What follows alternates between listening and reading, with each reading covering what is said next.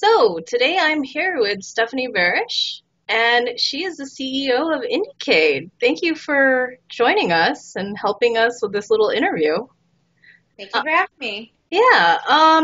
So the reason why I wanted to interview with IndieCade is, for one, we're going and we're super excited. This is actually the first time we're not going to just the walk. We're going to do the whole thing.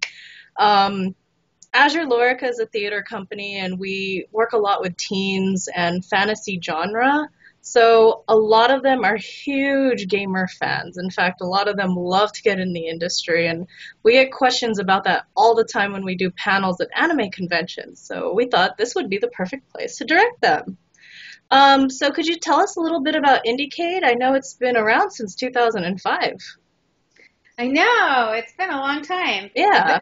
This is our fourth year in Los Angeles in Culver City, and we take over the downtown part of Culver City. Our main nominee games, our festival games, are in the fire station. Hmm. So it's fun to go for the weekend and play all of these games from around the world. We have game developers coming from China, from Mexico, from South America, from Scandinavia. They're coming from all over the world to show their games, and they're really good games this year.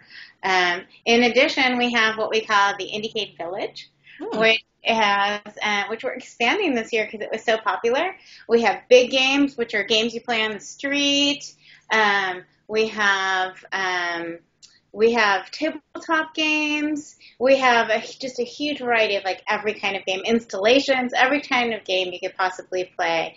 Along with Sony PlayStation is bringing a bunch of their indie games as Wow. well. So it's going to be extremely fun. It's all outside, people hanging out, really great. Magic the Gathering sounds like it would be one of those things that your constituency is interested in. They're one of our Oh yeah. sponsors giving and they give out some free packs of cards to all of our festival attendees as well. So Awesome. Yeah. that's a good bonus. Lots of stuff like that happening. It's all about, the kind of cutting edge of the game industry. And then for people who are interested in more, we have a festival wristband, which enables you to go to all kinds of sessions, including ones about making games, as well as just listening to what the developers or people in the industry have to say about the games at the festival. Oh, way cool. Plus, Um, oh, entertainment. Wait, yes. listen to my entertainment. We have night games if you're part of the festival. If you get a wristband, it's just $15 for a wristband. And night games are games played at night on our big screens, as well as people kind of like running around playing all kinds of night games. With Wow. yeah, big party. So I also noticed some installation art all around. Like they had these ginormous Space Invaders. Could you tell me a little bit about that?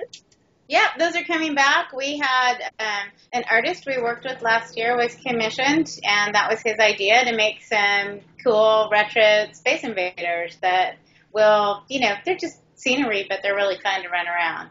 Yeah, that's actually what caught my eye the last time. So I saw the fire station. It was way cool.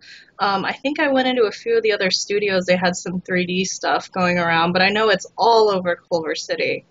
Yeah, Um, this year we've condensed it into the fire station and then our main village. So like everything's right there to do because we want to make sure everybody gets the opportunity to play the more. We have more than 80 independent games there, so we want people to have the opportunity to really see how many cool games there are out there.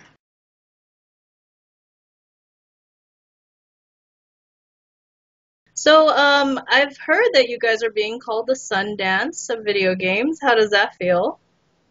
Very exciting. Very I exciting. can definitely see a brighter future in this. There's a lot of kids that are definitely into the game industry these days, and I think there's definitely a need for this. Um, is there anything in the future other than the conference, the Game Slam, and the festival in itself that you guys are having in the works, perhaps? We run a couple of like littler events. We run some game jams where people can come together and spend 48 hours and come up with a game. And usually our game jams are tied into one of our events, so we'll show those games at one of our showcases or the winners from that game. And we're actually planning our first East Coast event in February, so we'll be in New York in Wow. February, doing kind of bringing a number of our games there. So that's very exciting for us in New York at the Museum of the Moving Image. Awesome. Mm-hmm. Well, is there any advice you'd like to give any new game designers or perhaps any kids that want to get in the game industry? I think the biggest advice is to follow all of these indie guys who have been and women who have been so successful at following their dreams. Is do what you feel passionate about, and look at how well so many people have done because they've just followed their own imagination. And so, follow your dreams, make games, and have fun. Awesome. Well, we will be seeing you at the opening ceremonies for sure. Thank you for having us, and I look forward to it. Thank you. I look forward to seeing you. All right. Thank you.